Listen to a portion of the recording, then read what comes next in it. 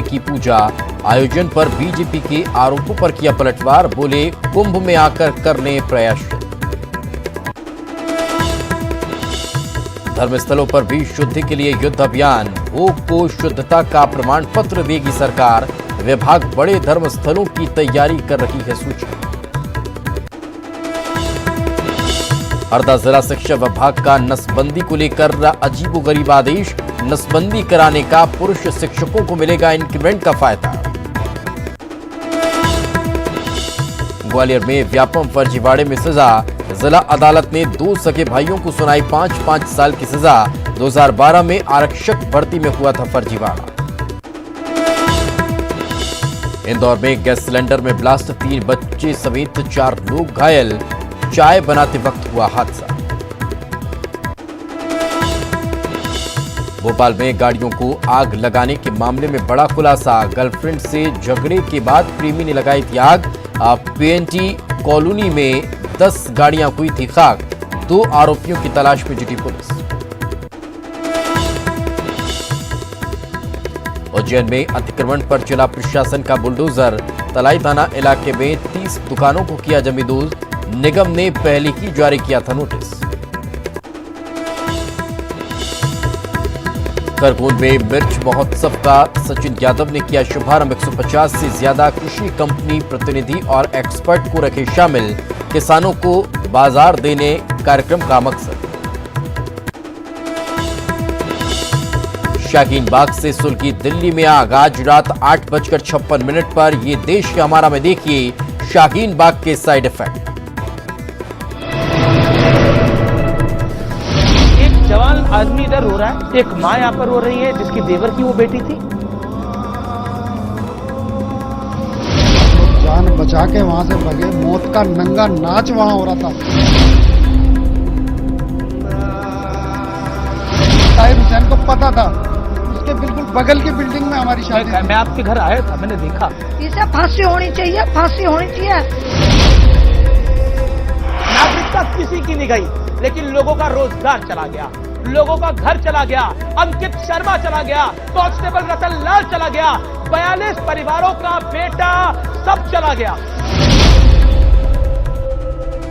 इस news headlines के प्रायोजक बाल्को मेडिकल सेंटर, नया Raipur, working towards cancer free society.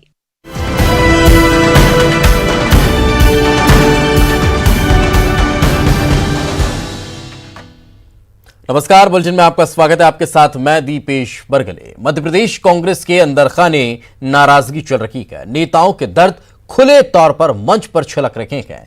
Ajay Singh Rahul का एक कार्यक्रम में दर्द छलका, वहीं सरकार को समर्थन दे रहे निर्दलीय विधायक सुरेंद्र सिंह शेरा ने भी मंत्री न बन पाने का सवाल खड़ा कर दिया और कहीं ना कहीं एक दर्द उनका भी देखने को मिला है। कांग्रेस के खींचतान पर बीजेपी अब तंज कसती नजर आ रही है।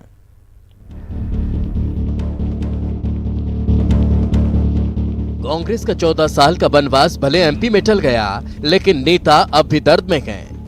किसी को मंत्री नहीं बन पाने का गम है, तो किसी की बात नहीं सुनी जा रही है। एमपी कांग्रेस के अध्यक्ष रह चुके अजय सिंह राहुल अकेले नहीं हैं जो दर्द में हैं। सत्ता की सीढ़ी तक चढ़ाने वाले विधायक सुरेंद्र सिंह शेरा भी दुखी हैं। उनको मंत्री न बन पाने का मलाल है। परेशानी है कि सब कुछ ठीक ठाक होने के बावजूद सब कुछ ठीक ठाक नहीं है। सोचे रहें कि इनके क्षेत्र के विकास के, इनके युवा साथियों के बेरोजगारी दूर करे के, सिंचाई के साधन के और वो सब चीजों की तरफ, लेकिन आज हमारा सुनवाई नहीं है। अच्छे बैट्समैन की जरूरत बाद में पड़ती है, जब कम ओवर में ज़्यादा रन बनाना है तब वो बेस्ट बैट्समैन को लाते हैं, ऑलराउंडर को। शुरू में 2 बार हुआ है, एक बार जब मैं जीत के गया था तब बताया था कमलनाथ ने कि आपको हम सरकार में लेंगे, और जब मैंने लोकसभा का फॉर्म भरा था मेरी वाइफ का, तब कमलनाथ जी का बोलना पड़ा था कि शेरा आपको बहुत जल्दी हम जवाबदारी दे रहे हैं सरकार में। अजय सिंह जैसे कद्दावर नेता के बयान पर हंगामा मचना था, लिहाजा डैमेज कंट्रोल के लिए मंत्री पीसी शर्मा ने कमान संभाल ली। हमारे सीनियर लीडर हैं कांग्रेस के, और मैं नहीं समझता हूँ किसकी जरूरत है कि उनकी नहीं सुने। हमारे सीनियर लीडर हैं कांग्रेस के, और मैं नहीं समझता हूँ किसकी जरूरत है कि उनकी नहीं सुने। उधर अजय सिंह और सुरेंद्र सिंह शेरा के बयानों ने बीजेपी को मौका दे दिया, लिहाजा बीजेपी ने कांग्रेस को डूबता जहाज करार दिया। ये कांग्रेस रूपी जो जहाज है वो बिखर करके टूटता हुआ और डूबता हुआ नजर आ रहा है, इसलिए सारे ऐसे जो लोग हैं वो बाउंड्री पर बैठ करके कूदने की तैयारी में हैं। उनको लग रहा है कि ये तो डूब रहा है, इसलिए कौन कहाँ कूदेगा। ऐसी परिस्थिति मध्य प्रदेश के अंदर कांग्रेस की आज दिख रही है। अजय सिंह जी हों चाहे कांग्रेस में, कोई किसी की सुन ही नहीं रहा। सब अपनी मनमानी कर रहे हैं, भ्रष्टाचार कर रहे हैं, कमाई में लगे हैं और हमें इससे ज़्यादा लेना देना नहीं उसका, लेकिन खामियाजा जनता भुगत रही है। कांग्रेस के दिग्गज नेताओं का ये कोई पहला बयान नहीं है। इससे पहले ज्योतिरादित्य सिंधिया के बयान पर भी बवाल मच चुका है। हाल ही में आरिफ मसूद और मंत्री साधव भी फूलछाप कांग्रेसियों को लेकर बयान दे चुके हैं। ऐसे में बीजेपी का यह आरोप कि कांग्रेस गुटों में बटी है बिल्कुल गलत भी नहीं लगता। Bureau report, news 18। प्रदेश में मंत्रियों के कामकाज को लेकर लगातार मिल रही शिकायतों के बाद अब पार्टी डैमेज कंट्रोल में जुट गई है। कांग्रेस समन्वय समिति के अध्यक्ष दीपक बावरिया अब मंत्रियों की क्लास लगाने की तैयारी में है। बावरिया भोपाल में मंत्रियों के साथ 1-to-1 चर्चा कर पार्टी पदाधिकारी और कार्यकर्ताओं की मिल रही शिकायतों से रूबरू होंगे। साथ ही पार्टी पदाधिकारी, विधायकों और कार्यकर्ताओं की शिकायतों को मंत्रियों से चर्चा भी करने वाले हैं। मंत्रियों के रवैये को लेकर बढ़ रही नाराजगी को लेकर भी बावरिया 1-to-1 बातचीत करेंगे। इससे पहले बावरिया पीसीसी में पार्टी विधायकों और पदाधिकारियों से भी लंबी चर्चा कर चुके हैं। कांग्रेस के महासचिव जो हमारे मध्य प्रदेश के प्रभारी दीपक बावरिया जी हैं, वे 3 तारीख को भोपाल में आ रहे हैं और उन्होंने इच्छा व्यक्त की है कि मैं जो हमारा मंत्रिमंडल के साथी है उनसे चर्चा करूं।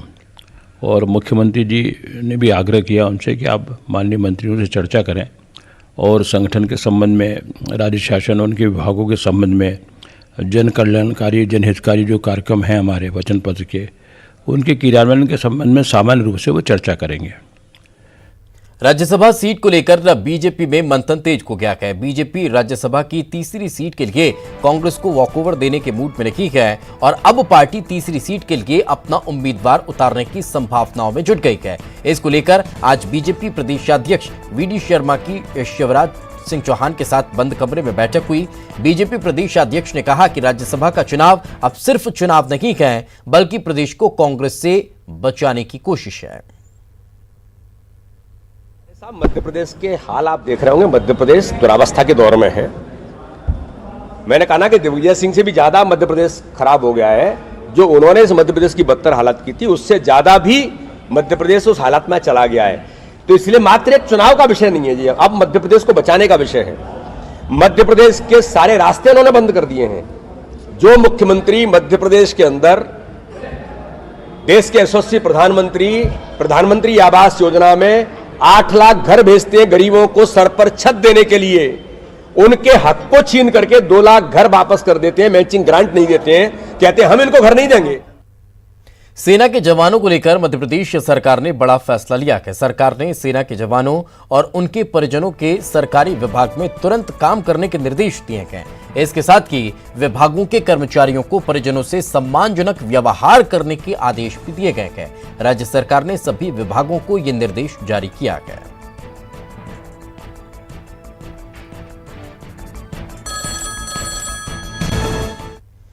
मुख्यमंत्री कमलनाथ आज नई दिल्ली के राष्ट्रीय पुलिस स्मारक पहुंचे, जहां उन्होंने शौर्य शिला पर श्रद्धा सुमन अर्पित कर शहीदों को नमन किया।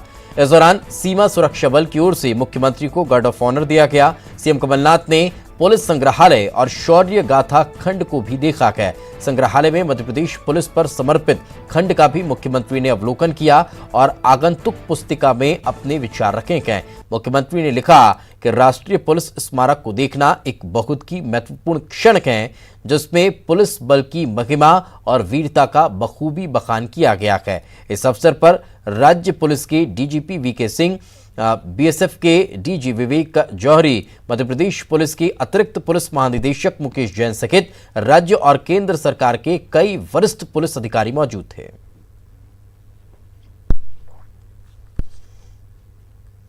अतिथि विद्वानों के धरने को लेकर मंत्री पीसी शर्मा ने बयान दिया है। मंत्री का कहना है कि अतिथि विद्वानों की मांग को लेकर सरकार गंभीर है। मंत्री ने बताया कि अब तक 465 अतिथि विद्वानों को ज्वाइन करा दिया गया है। बाकी बचे अतिथि विद्वानों को जल्द कॉलेज में ज्वाइन कराया जाएगा। ये हायर एजुकेशन में अतिथि विद्वानों की, अतिथि शिक्षकों की 465 अतिथि विद्वान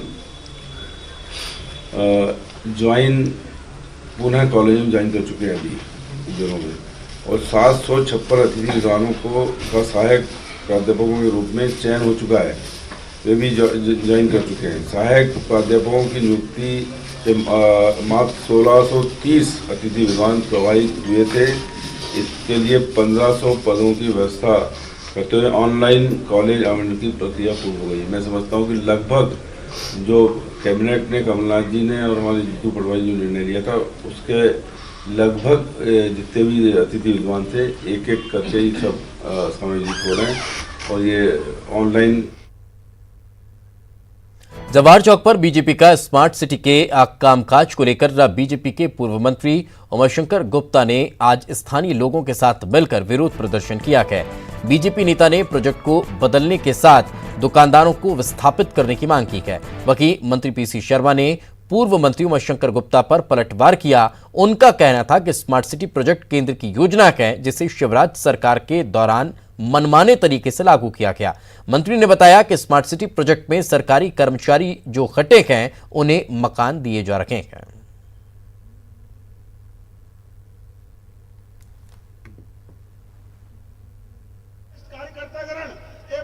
ऐसे हमारे व्यापारीगण, ये योजना हमारी है, लेकिन आपने विकृत रूप दे दिया। आप मूल योजना लेके आइए। और आदरणीय मंत्री जी से मैं कहता हूं, जब आप चुनाव लड़ने आए थे, आपने कहा था इस क्षेत्र में कि हम स्मार्ट सिटी खत्म कर देंगे, तो आपने तो वायदा किया, तो आप खत्म करिए ना। आप उसको और विकृत रूप क्यों दे रहे हैं? आप उसमें ये कहाँ लिखा है कि बिना व्यवस्थापन के व्यापारियों को फेंक दिया जाएगा? तो मंत्री शिवराज सिंह चौहान और पूर्व मंत्री उमाशंकर गुप्ता ने इसको यहाँ से तो शिफ्ट किया, शिवाजी तुलसीनगर से विरोध हुआ, ये ले गए वहाँ से पार्षद इनके जैन और यादव, और इन लोगों ने सहमति दी, और ये स्मार्ट सिटी केंद्र सरकार की योजना है। हमने तब भी इसका विरोध किया। सूबे के वित्त मंत्री तरुण भनोत जबलपुर में आयोजित नर्मदा गौकुंभ में शामिल हुए। इस दौरान उन्होंने पूजा पाठ की और प्रसाद भी बांटा। भनोत ने ईश्वर से प्रदेश की जनता की खुशहाली और विपक्ष के लिए सद्बुद्धि की प्रार्थना की है। साथ ही सरकार द्वारा नर्मदा कुंभ के आयोजन पर बीजेपी के आरोपों पर पलटवार किया है। उन्होंने कहा कि भाजपा इस नर्मदा गौकुंभ में आकर अपने पापों का प्रायश्चित कर सकती है। ये तो मेरा बयान वो दोहरा रहे हैं, कुछ नया बताएं जनता के सामने। पाप उनके धो रहे हैं जो हेलीकॉप्टर से परिक्रमा करते थे मां नर्मदा की। पाप उनके धो रहे हैं जिनने 750 करोड़ रुपए, जो आम जनता की जेब का पैसा था, मेहनत की कमाई का, टैक्स का पैसा था मध्य प्रदेश शासन का, उसके पेड़ पौधे कहाँ लगाए, ढूंढने से भी नहीं मिल रहे हैं नर्मदा किनारे। ये उनके पापों का प्रायश्चित हो रहा है यहाँ पे नर्मदा गौकुंभ होकर। भारतीय जनता पार्टी प्रदेश में चल रहे शुद्ध के लिए युद्ध अभियान में सरकार का दावा है कि इससे कोई अछूता नहीं रहेगा। अपने दावे को पूरा करने में लगी सरकार अब धर्मस्थलों को शुद्ध भूख का सर्टिफिकेट देने की तैयारी में है। सरकार गुणवत्ता और शुद्धता पर अपनी पैनी नजर रखते हुए ये सर्टिफिकेट देगी। मौजूदा स्थिति में प्रदेश के 2 शहरों उज्जैन और इंदौर में सरकार भूख प्रमाण पत्र पहले से बांट चुकी है, लेकिन अब प्रदेश के अन्य धर्मस्थलों पर भी ये सर्टिफिकेट सरकार के द्वारा दिए जाएंगे।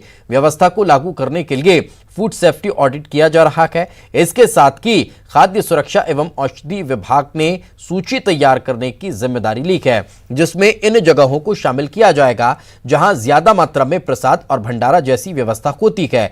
तैयार हो रही सूची में मैहर का शारदा देवी मंदिर, खंडवा का ओंकारेश्वर, भोपाल के मस्जिद समेत जबलपुर और इंदौर के गुरुद्वारा भी शामिल हैं। इसके प्रमुख धार्मिक स्थलों को शुद्ध भोग का प्रमाण पत्र देगी सरकार। अभी ये 2 जगह है केवल, उज्जैन और खजराना का मंदिर। उज्जैन और खजराना ये कर रहे हैं, इसका प्रबंधन जैसे ही होगा तो वही होगा। उज्जैन और खजराना के मंदिर में ये व्यवस्था है कि बाकी भी जो बड़े मंदिर हैं उसमें भी ये कि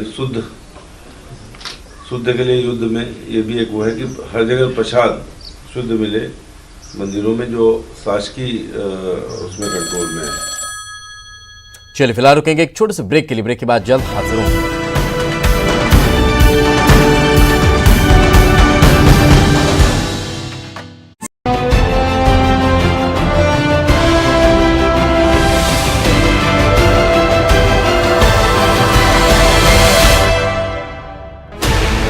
16 channels, 15 languages, 26 states, 1200 plus reporters, 66.9 crore viewers. India's largest news network, News 18 Network.